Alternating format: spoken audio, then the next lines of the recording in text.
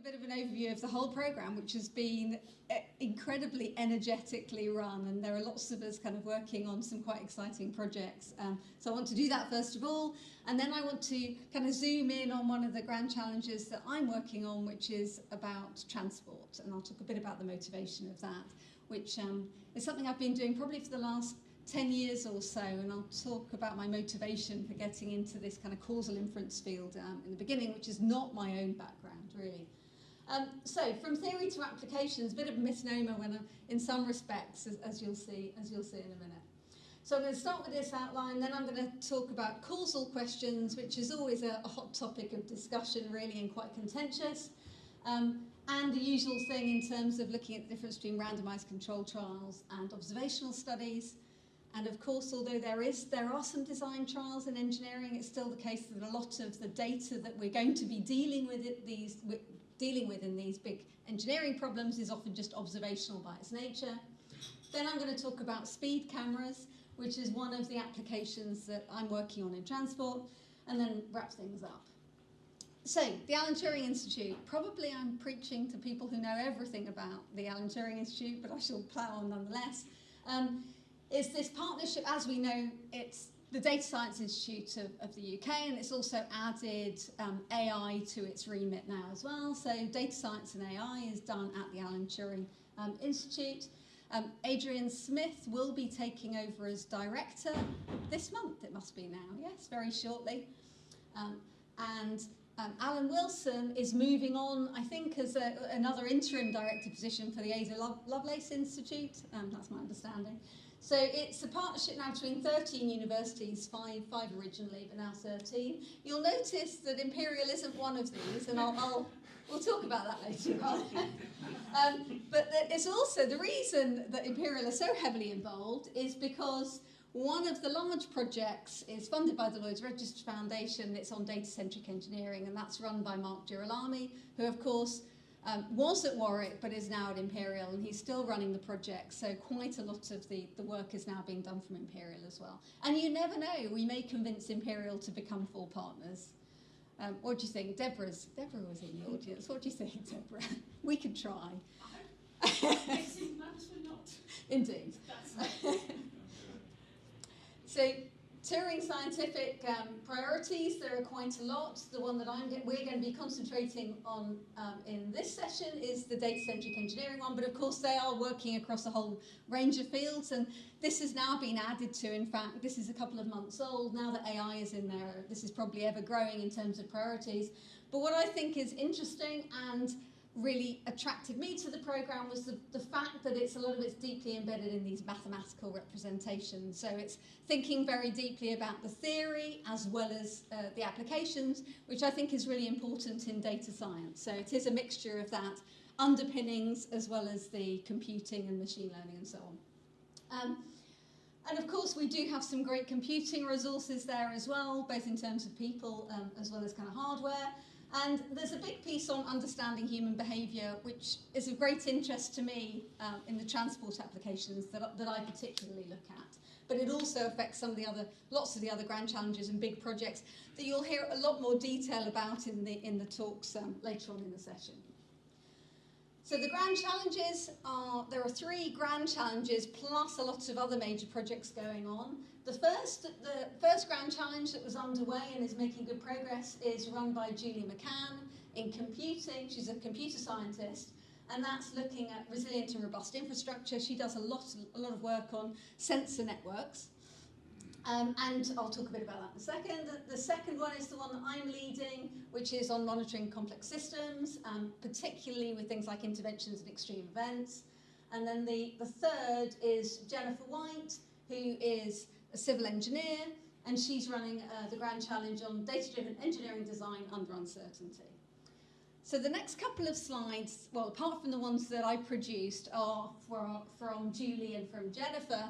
Interestingly, we have 3 women, must be a first, leading the grand challenges. There you go. So Julie and Jennifer's slides, you can ask me questions. Feel free to ask me questions about these slides later on. I won't be able to answer them, but nonetheless, let's see how well I do at speaking to their slides. Oh, this is after I've done oh, here we go, lovely picture of Mark at the top, Mark Girolami, who runs the whole project. And now there's an ever-growing team of us working in this area. Chris will recognise himself in here somewhere. And we've got Dean and pretty much the whole group. And here we have Julie and me and Jennifer. We also have an education lead, and Alex Mijatovic is leading on theory and methods. Now, he was at Imperial, moved to King's, but he's now going back to Warwick, so he will be actually in one of the partners. Is that right? Where is he? I didn't know. He is, yes. I spoke to him just last week, actually. So I think, yeah, he's starting very soon back at Warwick in Stats. So at least he'll be in one of the partner institutions again, plus a whole bunch of really interesting research projects, and all of the group leaders as well. So there's a big team now. We've even kind of taken over more space in the British Library. For those of you that don't know, the Turing Institute is housed within the British Library.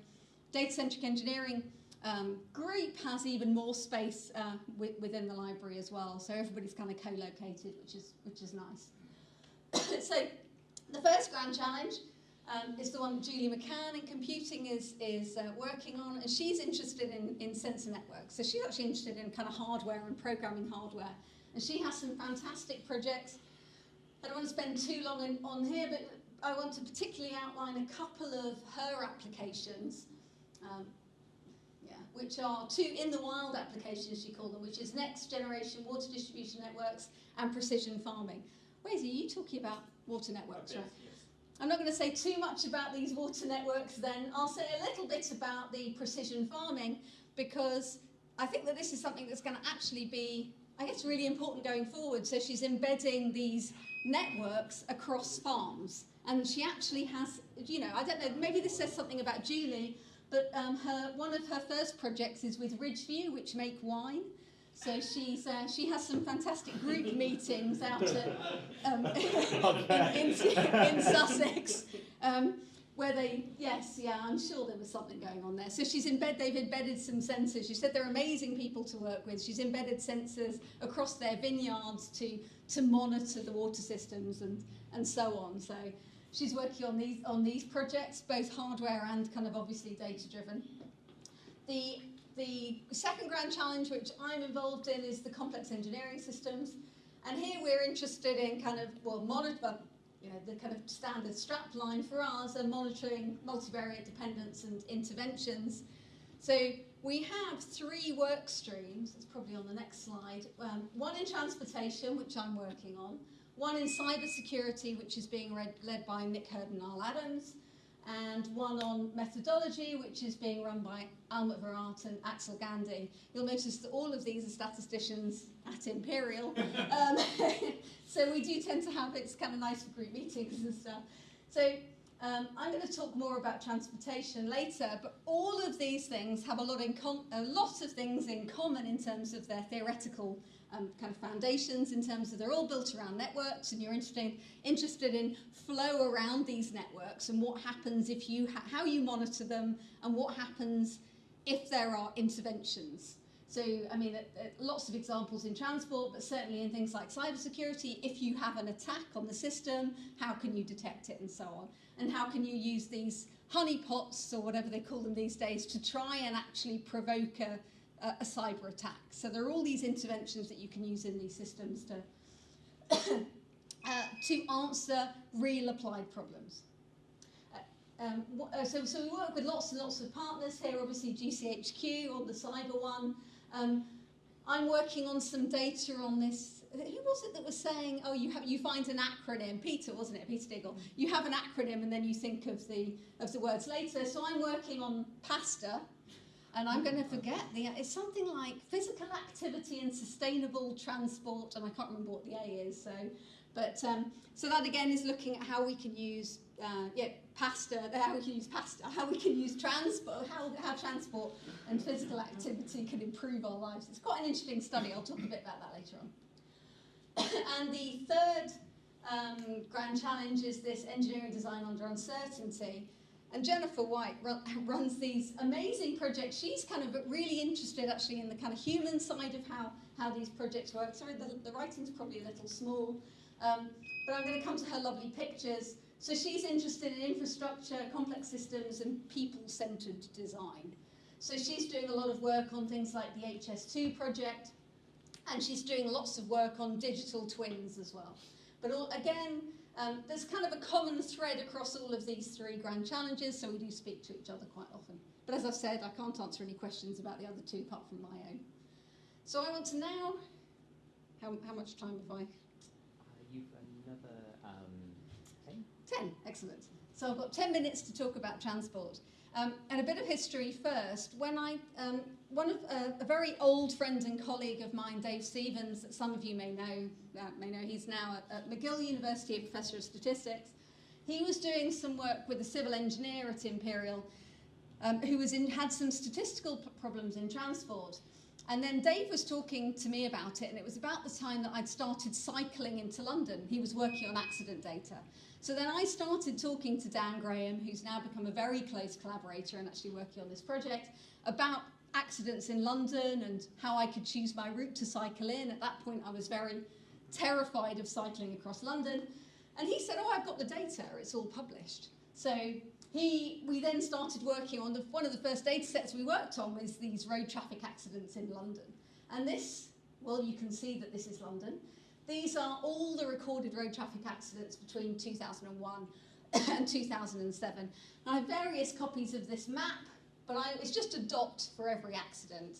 When I first saw these kind of maps, it terrified the life out of me because you can pretty much map my route down here through this sea of accidents.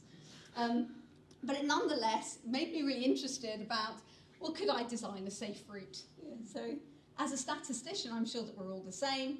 I'm completely obsessed with data, none so than data that actually affects my own, livelihood, I suppose. So this is kind of quite important data. What's interesting is you see you've even got some road traffic accidents going through the park. There are lots of, none on the river, thankfully. You can see the Thames. A hell of a lot on bridges. So this is the kind of data, but of course, so that's one particular data set I started working on, but there are clearly loads and loads of covariates that we need to be interested in. If I'm trying to make my decision about cycling in, there are lots of other things. They're about how risk averse I am, how heavy the traffic is, what kind of roads I'm actually cycling on, and so on. Using this data as it stands is not telling me too much information. It's still interesting. Does anyone here use Strava? Anyone heard of Strava? Ah, we've got one, okay. So those of us that kind of are mad enough to monitor all of our data, this is the Strava heat map of London. So this is for 2015. Now Strava used to give out they have an urban project where they let academics play around with their data. Now Strava is just generally point to point because it's people going out and doing training runs or training bikes.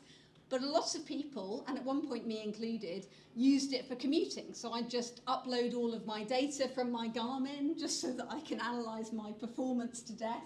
Not for cycling, because I'm quite slow. I was saying to some people that I no longer upload my data because I have a very, very old Garmin, an old watch that I used to upload to, and it's just set on running mode because I run as well. So I started getting contacted by these people wanting to train with me because they thought I was running very, and I had to say actually I'm cycling very slowly rather than running very fast. So this data I still think because it's point to point, I think also contains some very interesting information about how people travel around London. So you can see there's a bit of a theme that I have lots of disparate data potentially to play around with. There's also, this is one of my favourite data sets. So this is 3 weeks worth of Oyster data, the tap-in, tap-out data for the tube. And the blue are just the tap-in, so this is just aggregated, everybody across the whole network over 3 weeks. And this is the time along the x-axis. And you can see that these are the tap-ins and the reds are the tap-out. So effectively what happens is everybody aims to get to work just before 9. Well, they exit their tube station a bit before 9. But these are interesting. These 3 peaks. This is because humans are, well, I believe, maybe there's some counter reasoning, this is how predictable we are. So this is basically people leaving at 5:30, 6. You get these incredible peaks in the network about 5 minutes after the half hour. So I think that people, I don't know, maybe they work to rule. It's not something I've ever done. But at 5:30, people obviously pack up and leave And employment, that's exactly how it works. for the rest of employment. Yeah. But this means that is, in terms of thinking about when you're going to go to the tube, do not arrive at a tube station at about 7 minutes past any of these peak hours, because this is a big difference. I mean, we're talking 15% drop in terms of the capacity of people hitting the tubes at those times. Another interesting thing about this is I've taken on this Weisi in education, a faculty role recently. Is this something I regret? No, I'm loving it, but it means that I work a day a week in the faculty building, and I'd always thought, oh yeah, people just leave whenever, but in fact, no. So in the faculty building, at exactly 5:30, people pack up and go home. It's quite remarkable. Okay, so now I've got 5 minutes. I have this tendency to blur on. So here are some more. This is bike accidents in one particular year. That's air pollution. This is speed camera location. What I want to spend the last 5 minutes talking about is some analysis that we've done on speed cameras and whether they reduce accidents. This is actually really quite interestingly contentious, because a lot of people think that, well, maybe it's just people like to drive and they don't like speed cameras. But there's a lot of talk about, well, actually you get this erratic braking and this causes more accidents. But of course that's nonsense. About 60% of road traffic accidents are actually caused by people breaking the speed limit. You know, if you speed, you will do more damage to people than not. So, of course, the problem with the data that we have is that it's not from a randomized control trial. All I have is the accidents that are reported to the police, the road traffic accidents reported to the police in the sites of speed cameras. Now, this is not a randomized trial, and in fact, there are going to be covariates that matter. Because speed cameras are not randomly assigned to locations, they're assigned to places where there have been increases in accidents. So you're going to have reversion to the mean problems and so on. Now, of course, Ronald Fisher, I think, used to say that, well, pretty much, I mean, we all know the story of him as a smoker and not saying that, you know, that didn't cause lung cancer. Of course, all of these things are really, if you're talking about the average effect to a population, we know that there's a causal link between smoking and lung cancer, but that doesn't mean as an individual you will get lung cancer if you smoke. So we all know this. I really like this quote of Austin Bradford Hill, though, who actually was the one that wrote the papers on randomized controlled trials, who says, all scientific work is incomplete, it's all liable to be upset or modified by advancing knowledge, doesn't confer upon us the freedom to ignore the knowledge we already have. So I think it's important that we still analyse these observational data, even if we don't have a randomised control trial. I still think that there's a lot that we can do. Right. And of course, historically, people have, and David Cox would say, you should just do the appropriate regression analysis, an outcome regression model where you use all of your potential covariates to make sure that you don't have unmeasured confounding. Okay, I'm going to rush through this because I'm running out of time, but effectively the work that I do looks at trying to, I guess if you like, make my observational study look more like a properly randomized trial. So what I try and do is match my covariates, and I do a mixture of kind of propensity score matching as well as outcome regression modeling. The analysis I'm going to show you now is a doubly robust method that kind of combines both an outcome regression model and a propensity score model. Now the problem is that we have lots of these covariates. So the covariates that we're going to use to try and ascertain if speed cameras reduce the number of accidents are the ones that are the selection guidelines for installing cameras. And these are based on the number of accidents that are seen in the past, the last 3 years, as well as how often cars break speed limits. So if you've got a piece of road where people consistently are breaking the speed limit, plus some other criteria, they'll put a speed camera there, and different rules around schools as well. So the big issue that we then had was getting the data together, and Dan Graham in civil engineering had a fantastic PhD student who managed to get all of these covariates, because it's all publicly available. But the issue is, if you look at so then we actually were able to find a treated and a control group because we had data on speed cameras where they'd been put in, and we could look at the number of accidents before and the number of accidents after, but we could also find a control group where the covariates were similar.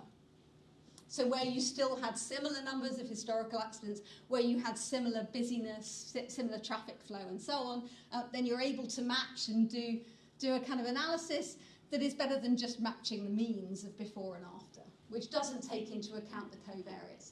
So I'm going to rush through this, but effectively, I guess the outline story is that if you just do kind of a very naive look at the mean before, look at the mean afterwards, where there's been a speed camera installed, you get something like a 40% reduction in accidents. If you properly take your covariates into effect, then you're still seeing about 30%. And this confidence interval is always greater than 0. You do see reductions in accidents quite significantly by installing speed cameras. So we've got lots of future work. The big one is the data-centric engineering CDT. And of course, the interviews for that, for anyone that's involved in a CDT proposal, the interviews are coming up. Wish us luck, because it'll be fantastic to also have a whole bunch of PhD students working on these problems. I do want to finish with one final comment. I don't know if anyone knows this Harvey and Durbin paper. It's quite a nice paper in 1986, which looked at the effects of seatbelt legislation on British road casualties. I think it was one of the first ones that I've read when I started thinking about transport, and they do a case study where they use some nice structural time series models to account for things like for the confounding, effectively. And then Ehrenberg, who I think was an economist, so this was a red paper at the RSS. You still get narky comments, but not quite like this. So Ehrenberg, I love this, he said, this really is a dreadfully vapid paper, full only of intellectual masturbation. There you go. The danger is that younger statisticians often think such performance is sophisticated and ape them. Why did the authors not simply report that their time series mumbo-jumbo made no difference? Because actually, if you look at the before and after means, of course, there's an effect.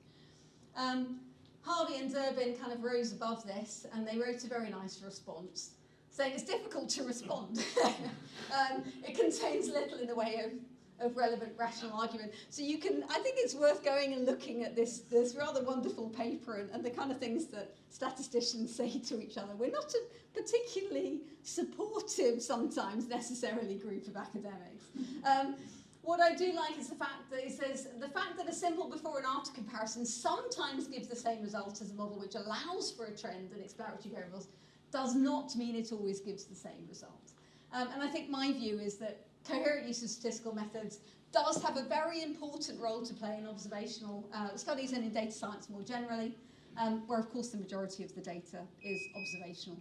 So sorry I had to rush through my actual bit, but anyway, hopefully that gave you a bit of a flavour about the activity, and I think that we're always looking for more and more people to get involved in the stuff that's going on at the Turing and the data-centric engineering programme more broadly. Okay, thank you very much.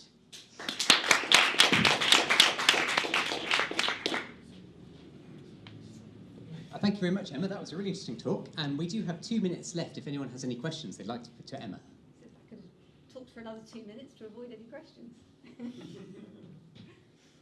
Let me ask you one in this case. So leading on from your last point, if there were a CDT in data science, would causal inference be taught? Oh, I actually think that causal inference should be taught in all undergraduate statistics programs. I think the problem is statistics as it stands, and in fact as I teach it currently, although I do interject a bit, it just is about the models of association. And of course, often we're trying to answer causal problems whether we like it or not.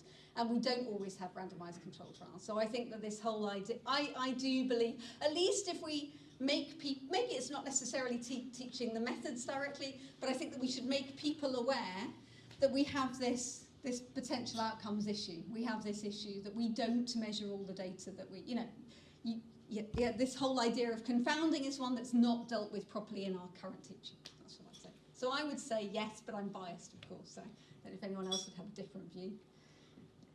Sorry, go on. Touching on the quote there, Yeah. a lot of these issues and real-world problems that you brought up throughout the presentation, they're issues that have never had data applied to them in the past, or at least mathematical techniques applied to them in the past. Is it worth a scientist trying out the most simple techniques first? And potentially killing the chance of any novel scientific methodology, or is it a case of trying to overfit the problem and make new scientific methodology before even trying out old stuff? Well, I think actually one thing I've learned, and I think I also agree with from the conference, I do think that we need to look back first, so we do need to look at where we've done the analysis. We should be parsimonious, right? We should not be overfitting, and we shouldn't be using complicated models where they're not appropriate. But I do think, I really like Peter Diggle's kind of points about the difference between the mathematical model and the statistical model. My husband's an engineer. I talk to a lot of engineers, and actually mathematically they're fantastic. They, as you'll know, they work with the most amazingly complex, sometimes differential equations, and so at Arup, where my husband works, he has some of those engineers are incredible mathematicians. Their models are amazingly complicated. What they haven't done is work with the actual, I guess it's the integration of the data into that story is what is new and a completely new paradigm. So I think they're very used to working with complicated models. What they don't have is the kind of likelihood framework that we have and thinking about it in that kind of data-driven way. And I think that means it's a very, very exciting area that we're working with. And I can say a little bit about with Grenfell, because I was chatting to one of the fire engineers at Arup that's been involved in doing these studies. They have these incredibly complex flow models. But what they don't do is they don't kind of measure data, which is often things react in a very different way when it comes to these complex buildings, and you do one small intervention in a building and it has a very big effect, and none of these very complicated models work. So I think that we need to be, just complicated enough? Is that what I think we need to be parsimonious. There's no point doing overkill. I do have some sympathy with, sometimes you see ridiculously overly complex models. So I think that we need to just simple enough, I think, is what I'd say.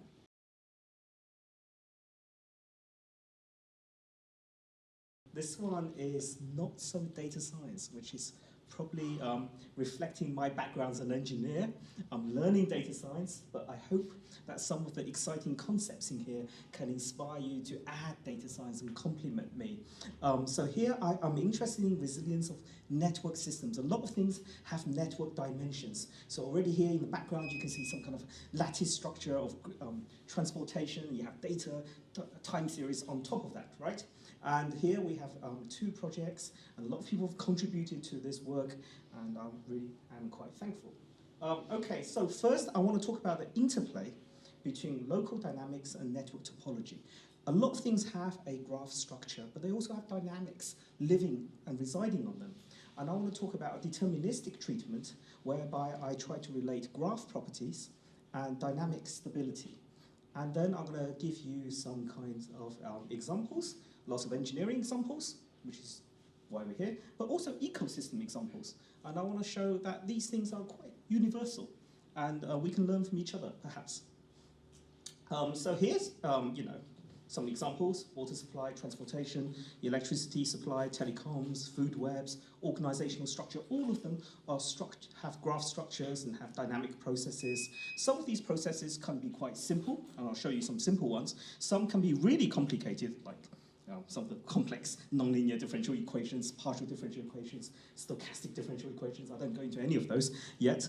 So here we have 2 concepts of resilience and robustness. These have been used a lot. So resilience really, at least for me, means that you have some kind of desirable state in blue, and when you reduce some or change some part of your system, which is represented by beta there, you may stay in the blue region, and then you eventually collapse to this red region. It means you really kind of broke it.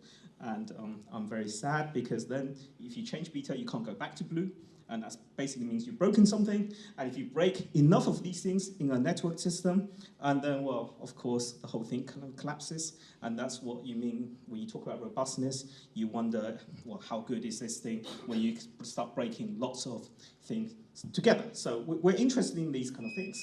But, oh, none of my equations have come out. Oh, no. Oh, don't worry. OK, it's fine. That hides my lack of knowledge in tiny little squares. Fantastic. OK, so the concept here is that in engineering, and in many other areas, we've kind of built up very good knowledge of individual systems. If you talk about a gas turbine, if you talk about a power plant, if you talk about a water pump, we know how to describe the performance of these systems in differential equations and their solutions. But what we don't understand is when we network these things together. When we couple them in networks are larger than 10 components, they become intractable. Then we go into large-scale simulation problems, right? That's what industry does. Industry runs high-fidelity simulations, and they try to run scenarios based on these simulations, and they benchmark and standardize scenarios. And that's how they decide if something's good or bad, right? But that means you don't get tractable understanding, right? Your understanding basically is how did it perform in my scenario testing. You don't get mathematical relationships between dynamics, which is the top equation that's not coming out of individual systems, and the topological structure of your network, right? And that's very exciting. So if you can get insight between topology and dynamics, it raises really interesting questions, for me at least. Say you wanted to upgrade. Is it better to upgrade all the components in terms of their resilience and their performance, or is it better to upgrade your overall topological structure? Which one's going to give you, the best performance? Perhaps they're equivalent, right? This is really interesting. And perhaps we haven't really thought about problems in this kind of way. So if you can mathematically relate them, that's very cool. Okay, so first I'm going to talk about some basic natural ecosystems. I'm going to talk about why bees are all dying, as we all kind of reading these scare stories. Gene regulation, these are all natural ecosystems. Then I'm going to do an engineering example. Then I'm going to do more engineering examples. Okay, so here, none of these equations coming out. So I go back to this idea that you may have some kind of performance. It may be desirable, but when you network them together, it kind of shifts the performance. And the x-axis before was some configurable parameter, like how much power you're putting into this thing, but now becomes a graph property. How exciting. So we're interested in what kind of resilience margin you have in these dynamical systems and what causes collapse, and can you predict collapse? So back in 2016, for those who read complex network literature, there was a Nature paper from Barabasi's group that predicts the mean behavior of complex dynamic networks, except the mean behavior is not that useful because lots of things can have the same mean, right? And when you intervene at the specific level, right? So what we do is we make specific predictions on these dynamical systems using heterogeneous mean field approximations. So there's links to these papers at the end. And what we do is we take homogeneous mean field, we keep substituting solutions into this system, and after about 2 or 3 iterations, maybe just 1 or 2, depending on the complexity of your dynamics, we can get very accurate representations of the dynamics at each individual node level for any nonlinear dynamic equations. And here we just demonstrate some basic ones.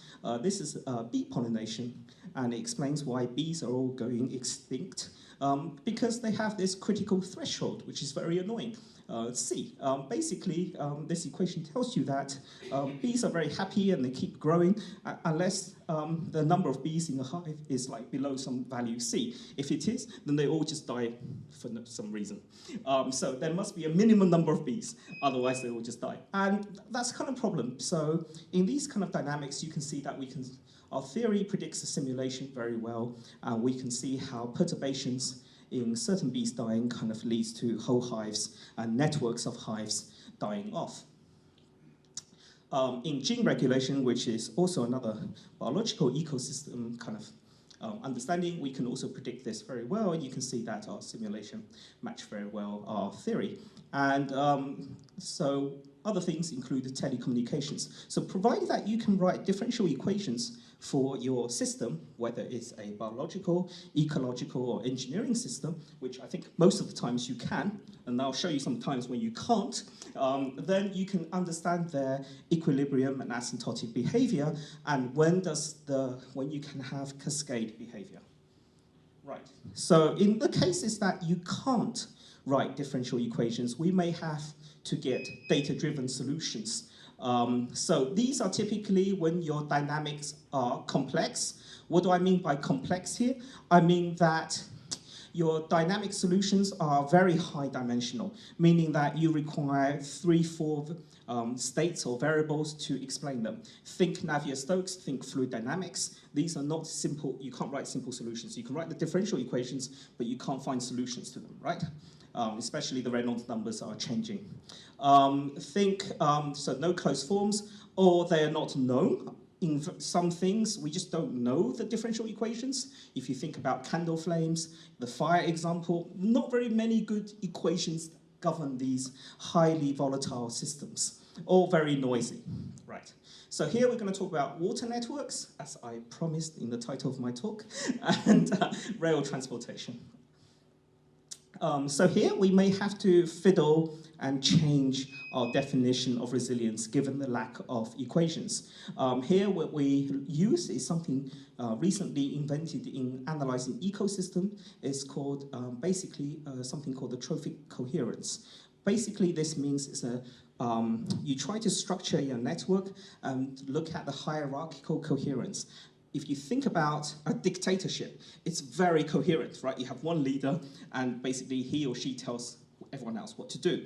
If you think about anarchy, it's the most incoherent system because nobody is clearly the figurehead. So basically this measures coherence, and coherence is a proxy measure, statistical proxy measure for the number of feedback loops you have effectively on your graph. Okay, so it measures the number of feedback loops, and therefore this kind of measures stability without being a kind of a closed form solution. Robustness is also reasonably easy to do in the sense that people have been doing this for years, which is basically doing targeted or random node or link removal or adding random perturbations into the system until it collapses. So that's fine. And we do this for water distribution networks. This is one of the, I have to say, one of the challenging engineering areas because you have fluid dynamic equations running all over this thing. You have constraints, and you have reasonably bursty behavior. So the behavior is not smooth, and therefore it's hard to know what kind of results you're going to get intuitively, at least for me. And so here we look at a variety of networks. You can see some have a tree-like structure, others have regular lattice structure. So here you have different kinds of graphs, and you apply different kinds of loads. And Alicio did all the hard work. I didn't do anything. So here you have some simulation in the background just showing you how the pressure is changing across the network. Already you can see that there is a graph aspect where some components clustered together have obviously are changing in a very similar way, which shouldn't be a surprise given that flow is continuous. Okay, and then we look at how changing demand collapses the network in terms of burst water mains. And what we're trying to understand is, can there be cascade effects that cause cascade failures? And what we discover, of course, as we expect, is that the graph property here, in terms of the incoherence of the hierarchical graph, is strongly related to how fast the network can collapse. Okay. And we see this also for transportation. In transportation networks, we take morning commutes because that's when you stress the network the most. What we do is we construct a hierarchical graph of southeast England, 1 hour distance from London, and we look at multiplexed rail transportation across different services, and we take people's commute journeys, and we construct a hierarchical graph by filtering off people who are traveling the wrong direction in the morning. They're not stressing the network. It's mainly the people who are going into work. And we show that the structure of that weighted flow graph is very important to its performance. Where do we get performance? We get two statistics from transportation, which is number of cancellations and delays, and the basic public perception of performance. And the correlation is very strong, and we show that other likely confounding variables like how much money these services have, how many passengers they have, don't really contribute towards much. So the takeaway message is butterfly effects on networks totally can happen. We can come up with very simple examples to show you how changing one part of the network can cause runaway cascades all over the network. And actually here you have something which we're hoping to write a paper on, which is called the regulatory paradox, whereby protecting one part of the network can cause the whole ecosystem to collapse. And here what we show is a positive effect. You can see that on the left-hand side on this graph, we have a node in orange, which is already failed. It's trying to recover, but it can't really recover to its original performance. We can always do something local to try and fix this by connecting it with another node, reinforcing it, and it will go back to the middle graph, showing that it goes back to its behavior. But the other thing we can do is we can go around and destroy some other parts of the graph. And when we do that, actually it recovers as well. It goes to show that there is a cascade effect on the graph. And likewise, you can do the reverse. You can cause quite devastating effects. And understanding the interplay between dynamics and topology, I think is important, because it allows you to understand whether these effects can or can't happen. And preferably, you probably want to design a network where these things can't happen, because these things are pretty volatile. Okay, so that's basically what I just said. So what are our next steps? What have we currently done? So we've only done this about 5 or 8 months. We've kind of understood what's resilience, what's robustness for both deterministic and data-driven networks. We kind of understand the interplay between local dynamics and global topology. We can probably write some equations about that without being too conclusive. But what we don't really understand is what happens when you couple completely different systems together in a nexus, right? What happens when your transportation depends on your electricity grid?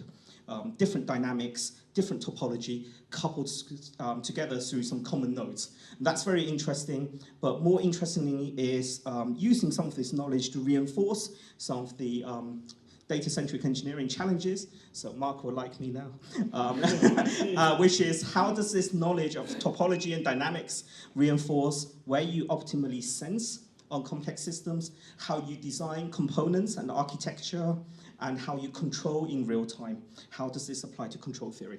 These are tricky questions, but I think they're interesting and useful questions. That's it, I think. Okay.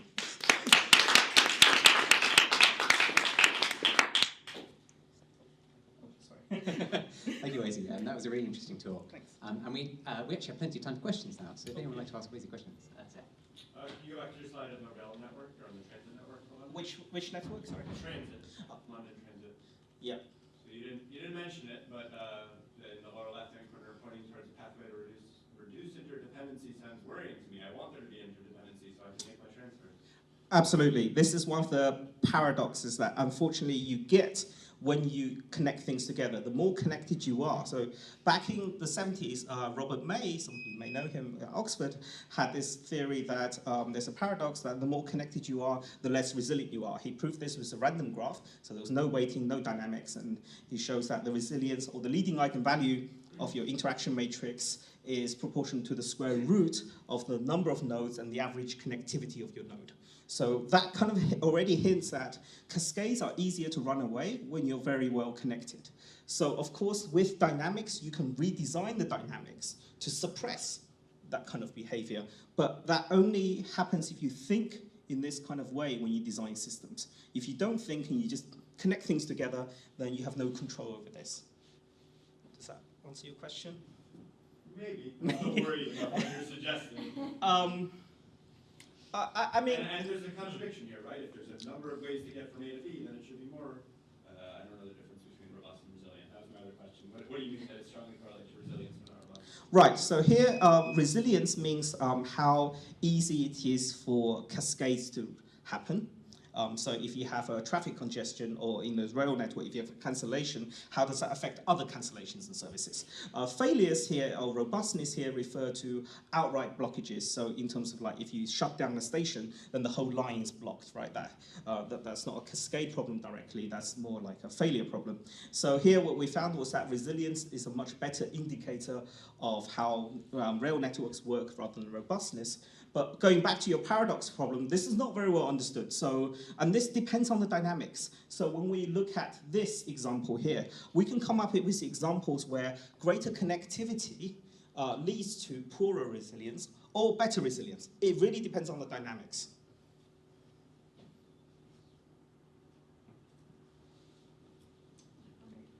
You make a distinction between deterministic and data-driven. Is in the applications you're looking at, is there such a thing as a purely deterministic network? Are these two things exclusive? There are networks that are better described by equations. So, for example, the bee pollination, the equations are fairly accurate with observational data. So people can use equations without thinking too much about data. Or maybe that's just what they want. But there are networks, definitely, such as water distribution networks, where there are no good equations or it's not easy to write down, equations like I've just written, because these are Navier-Stokes equations with varying Reynolds numbers, right? So you can't solve them. I guess I'd argue that the data is useful for regardless. Absolutely, but you can probably get away with some research without data here, but you definitely can't here, that's what I'm saying.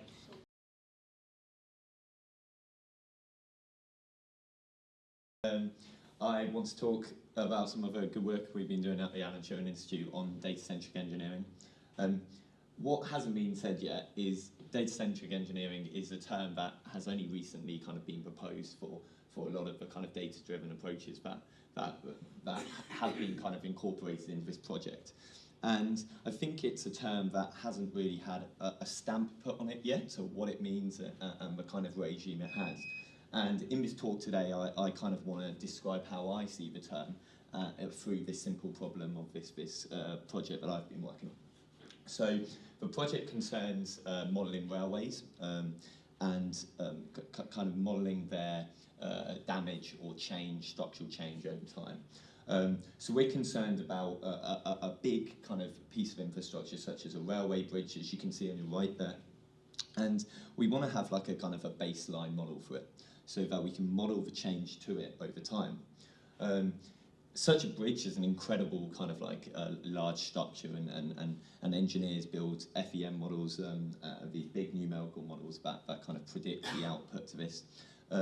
They take in lots of parameters, so a lot of these parameters are stochastic or unknown, and the kind of output and response of this bridge with excitement, such as a train passing over it, can vary a lot when these parameters vary. So to kind of like hone down on a specific part of it, such as a rail sleeper, it's one of these kind of horizontal pieces of wood, as you can see there. And if you kind of take that and model that over time and see if that kind of changes, then this is a much simpler task, and we can do stuff with this. So I see data-centric engineering as a kind of hybrid between data and physics, and I think these methods have been going on for ages. It's just finding out kind of which you see as the more important, or the kind of combination of the two, basically. And the pure kind of data-driven approach would be to collect data first of all and analyse it over time. So if you take one of these rail sleepers, as we can see on the track to the left there, engineers like kind of equipped sensors to these. So as you can see, you've got some ballast support, which is usually just kind of like a rock and gravel, and you put a rail sleeper on top of this. You apply forcing to it, so this could be like the wheels of a train as it goes over it, and you can have two levels of sensors, so one on the top there and one on the bottom. And in this particular case, and for the experimental results kind of shown later, we just have three horizontal rows of sensors. And they can record lots of different measurements. Strain is a popular kind of a physical quantity to measure, just due to the kind of geometric relationships it has with a lot of other physical quantities. And we can compute curvature from these two strain measurements as well. So if we combine top and bottom of these three sensors, we can get three lots of curvature points at any one time. Now, if you were to do a purely kind of data-driven approach to this, you could fit a Gaussian process, as done here, to those three curvature points. So one is recording at 500 millimeters, one's at 1250, and the other one's at 2000 millimeters. And you can fit a predictive model to this. So if I give you a future data point in the future, you could say whether that was uncertain or certain to happen or something. Now, you kind of don't want to trust your data-driven approaches like off by heart. You want to kind of incorporate some grounding or physics into this, mainly because you've got lack of data. And lack of data appears in many, many different industries and kind of types or forms. And in this case, obviously, it's for cost. It costs a lot to install these sensors on sleepers, and imagine how many sleepers there are on that track. So you can only get data at discrete points. If you were to have a field of data available to you at any one time, data-driven approaches would be much more useful. So we want to kind of incorporate physics into this. And this is what engineers do. This is a kind of a model-driven approach. They have some big FEM model or numerical model, and they try and run it to get the kind of output or response of the bridge, or in our case, for sleeper. So these physical models are idealized mathematical models, and they usually solve a differential equation of some sort. And in this case, a kind of a beam or this sleeper in our case is governed by the Euler-Bernoulli kind of bending equation. And this is a 4-4 ODE, and it takes into account like forcing, a parameter in the sleeper called flexural rigidity, and it gives you the output is the deflection. So this is a vertical displacement of the beam. And it truly kind of like, I would say that data-centric engineering in itself has been done for many years through this technical model updating. And this is where you trust 100% your physical model or your idealized mathematical model, and you incorporate data into it to improve it. But you still trust your physical model over your data. So for the parts where you do not have, so for your whole kind of domain of your problem, you trust the physical model and you tune those parameters with the data. And it's a subtle difference to, and you can get out for this governing equation here, if you want to do an analytical solution, like I'll demonstrate how simple this is throughout the presentation, you can just you can produce certain boundary conditions and parameter estimates, and you can get an analytical model for your deflection. And you can simulate this from will at no computational cost. But this can generalize to a more complicated FEM model that can take into account different boundary conditions and such. So my understanding of data-centric engineering and how I want to swing this through this application here is that data is the thing to trust. We trust our data more than we do the physical model. And if we had data available for the entire domain, we would take that as the true response. With incorporating into account measurement error, we would trust that on our entire domain. However, in the real world, data isn't available for the reasons I've just said. So in this type of data-centric engineering, I want to use the physical model to improve our inference from the data. And it improves it by filling in or kind of filling in the misspecifications on the domain where data isn't available. And to do this, we use quite a simple machine learning technique that has kind of been thrown out into the community in the last few years. And this all stems from a kind of two-level Gaussian process that was developed in the kind of landmark Hagen paper there. And you effectively just put Gaussian process, or in this case, the probabilistic model, you put the priors on the kind of on the solution and the output to your partial differential equation, or in our case, a differential equation, and you can get a probabilistic model that takes into account both the solution and the output. So I'll skip over the details, but in our case, the geometric relationship that binds the data and the physics together, the deflection and the curvature, is this kind of Laplacian here, and we put a Gaussian process prior on the solution, so the deflection, and we can just kind of run the covariance kernel, we can differentiate the covariance kernels through this ODE, and we get a Gaussian process prior also for the output to the PDE, which is our data or curvature. And you can, through this two-level Gaussian process that Kennedy and Hagen kind of proposed, you can get a joint model, and in our case, I'm going to call this the data-centric model, taking into account both physics and data. If you noticed, I color-coded the F's and the U's, and this is to kind of define the difference between what we use as data and what we use as physics. But this kind of format is incredibly general, and if you were only interested in a data-driven approach, this could even combine data from two different types of networks or sources. So sensor fusion or data fusion has already been brought up. But this could combine not physics and data, but just data and data, I guess. So this kind of joint model, this data-centric model, is kind of a really open framework to work with.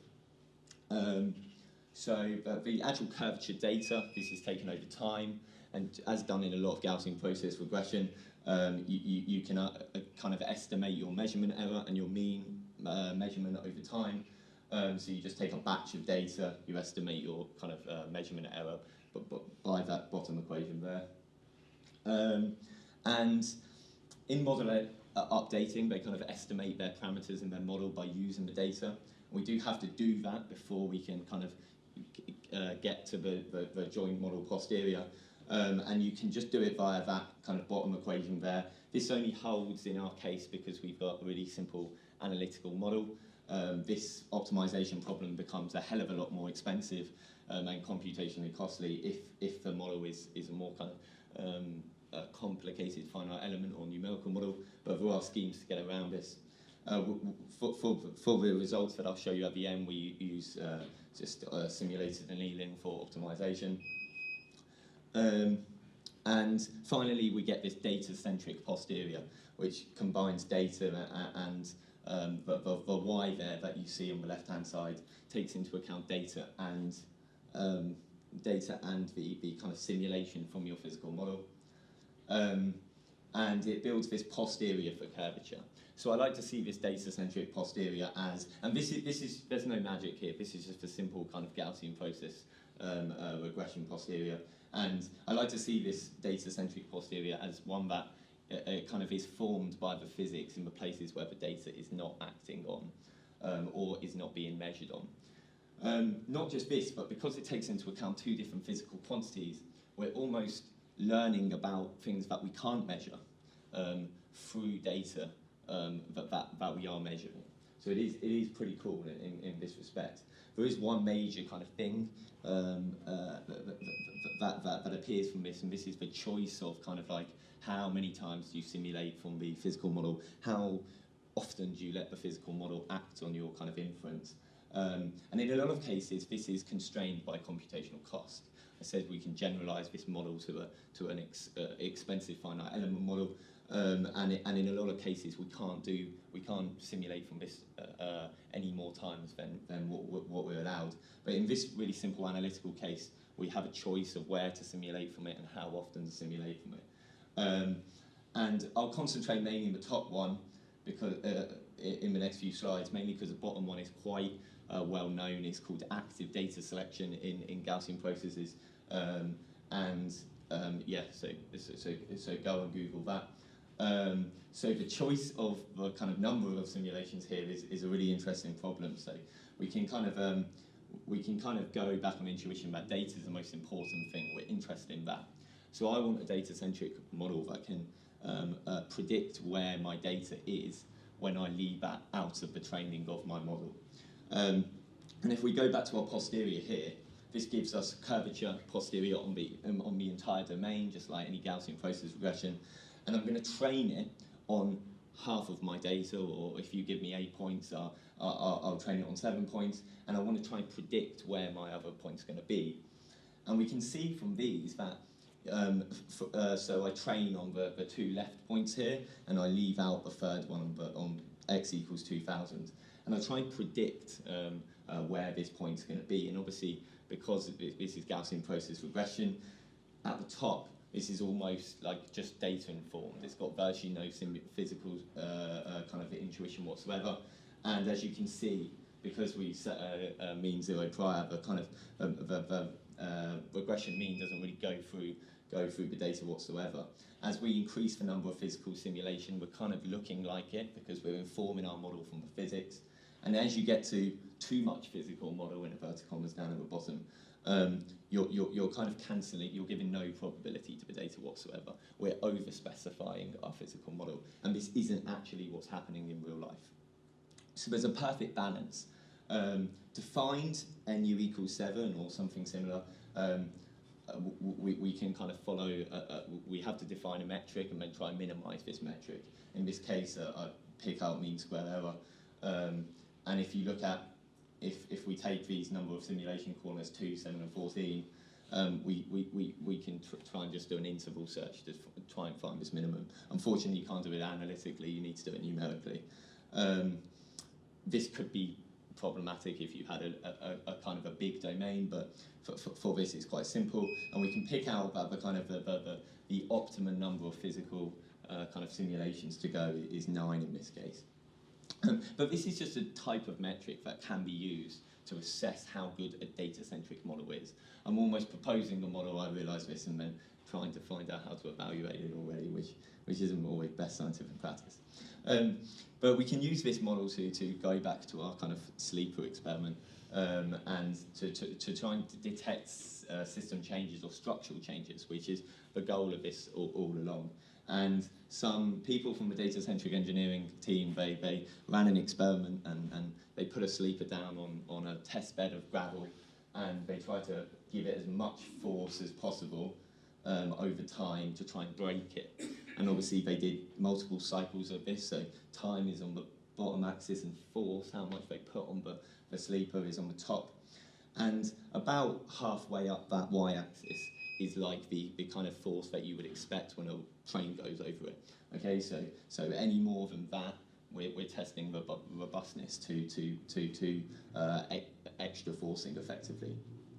And we try and see the likelihood in our posterior, how it changes over time when we throw new data into it. And obviously, if we've done it right, then we should be able to detect a change in our kind of likelihood, or it drops off massively when our sleeper is damaged or one of the internal properties has changed. And this occurs roughly when that likelihood on the kind of y-axis drop, or the log likelihood in this case, drops off massively. And this, obviously, you don't know when the kind of structural change happens for sure. But in this paper just published on this experiment, they detected by eye a crack then, so around that kind of point. So this method works okay. So I mean, the approaches for the kind of change detection can either be, because we've got posterior, we can do anything. We can kind of see the changes in the parameters in our physical model over time, or you can just take the kind of marginal likelihood with data thrown in. But yeah, because it's posterior, you can just throw any kind of change point detection scheme at this, and hopefully it will work. Do I have a bit more time, please? You've got 5 minutes. Oh, awesome, cool. And just to show you some kind of like a simulated data now, this wasn't McCoy experimental data you just saw. But basically, in the physical model right at the beginning, you had parameters, and this parameter is denoted by phi. And so in a big FEM model, engineers would chuck kind of like their best estimate at these parameters in and try to get a decent response from the sleeper. And we try and, because we get to estimate these through our model, we can sort of see the changes to these parameters over time with new bits of data. And obviously this can reason about structural change. So the great thing about simulated data is we actually get to make data from these parameters, and we get to change the parameters over time. So this is a graph of at the top here is the log likelihood, and at 50 data points in, we kind of we change one of the parameters and break our simulated sleeper. And in this case, we change the ballast stiffness. So really, this has nothing to do with the sleeper whatsoever. We change the kind of property of the ballast below the sleeper. And our model can actually, and on the bottom there, we've got flexural rigidity, which is kind of like a parameter within the sleeper itself. And our model can actually pick out that it's the ballast that changes and not the kind of flexural rigidity of the sleeper, which is quite interesting and kind of amazing when you think about it. The data that is measuring the kind of sleeper's response to the train and has nothing to do with the ballast whatsoever can actually identify that there's a change in the kind of ballast and nothing to do with the sleeper whatsoever, which I think is quite a good point to end on and hit home So basically, in this talk, I've tried to kind of say that, at least from my perspective, and a lot of my colleagues as well, I want this stamp on data-centric engineering to be a hybrid, as it's known in the past, a hybrid between physics and data.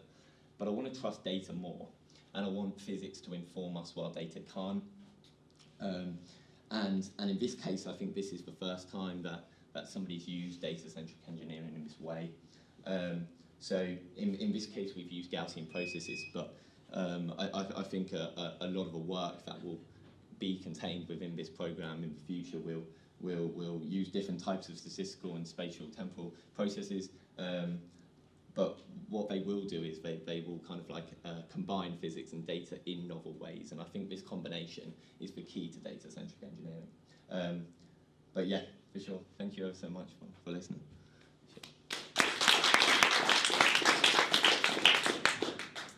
Thanks, Ali. That was really interesting. We have plenty of time for questions. Yeah. Or maybe I can start then. Yeah. So, have you thought at all about what happens if your physics is non-linear and you'd still like to do something with GPs? Yeah, so I think that's definitely an issue. The physics in this case, sorry, I forgot to say, the physical kind of model in this case is just an analytical form, but this is non-linear. So this is a non-linear optimization problem. So it is kind of like bending the rules in this certain case, but it seems to work quite well. For more complicated models, I don't know whether this would work, and the kind of FEM output can only be at certain locations as well.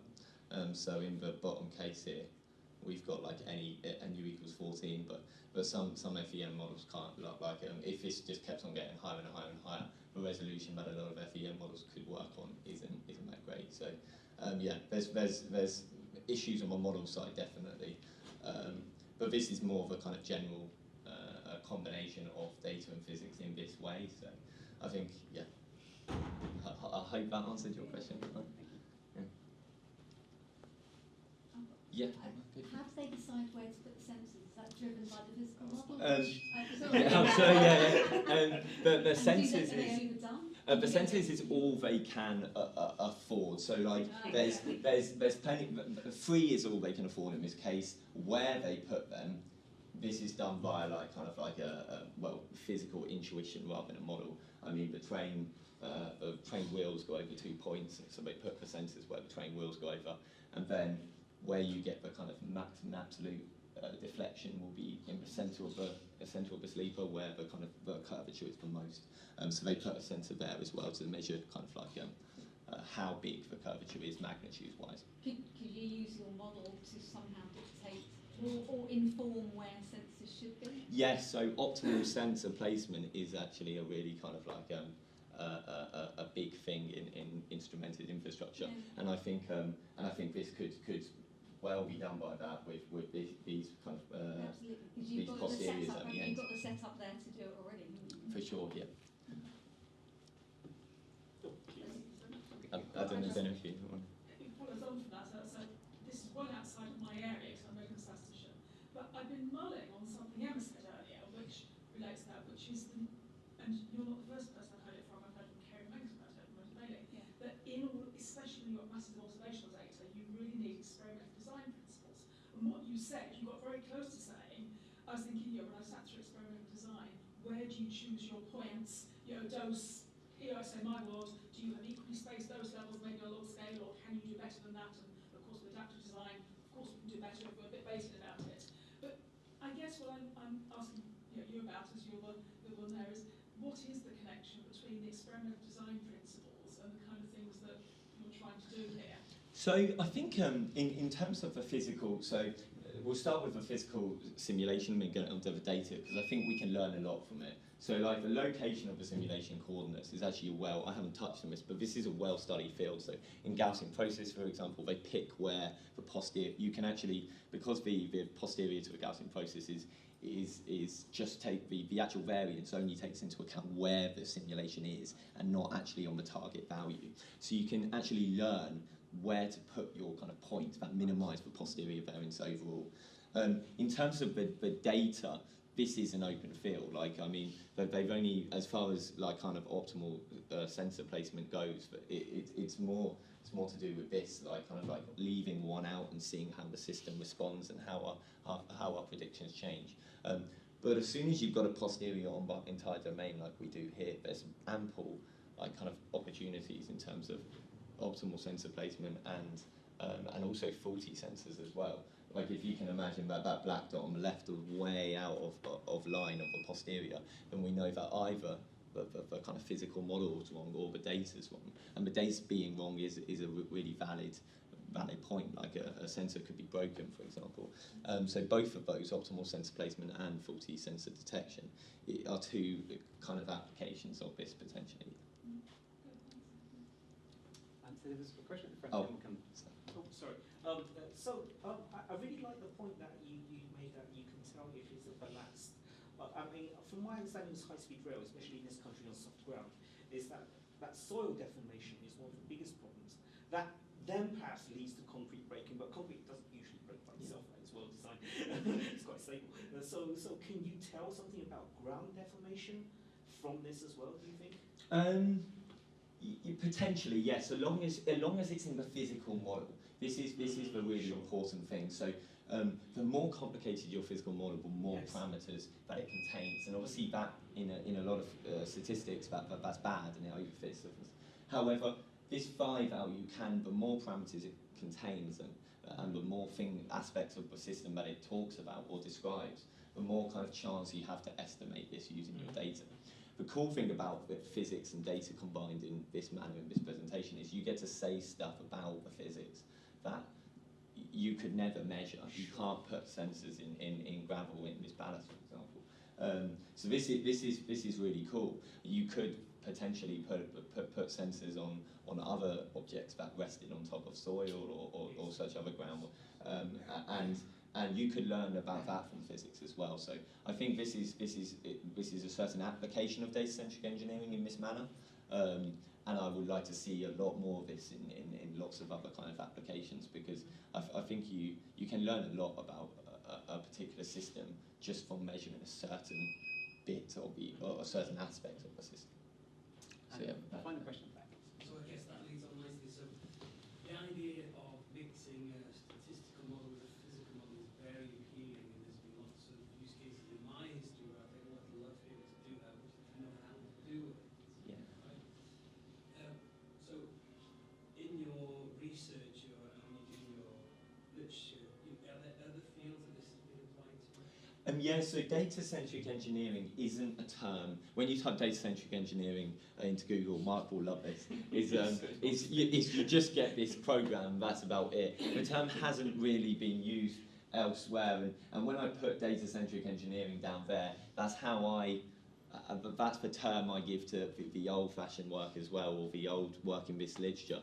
It stretches back for about 2 decades. Like model updating is a big thing in all applications within engineering. I don't know really outside of that. It's a slightly different approach, though, to the one you've taken. For sure, it is a slightly different approach, and I think there definitely isn't a review of this type of literature. So I think you have to do a lot of kind of background research to kind of gather up all of the cases of data-centric engineering or this type of physics plus data hybrid, because there's not really a review. And I think this is why this program offers so much. It's that it gets to stamp this term and collect up all of the individual pieces of research that have been done in these applications and bring them all together under this kind of like umbrella. And yeah, hopefully through like the good work that people have been doing, this will be done. But it's early days. Brilliant. Well, on that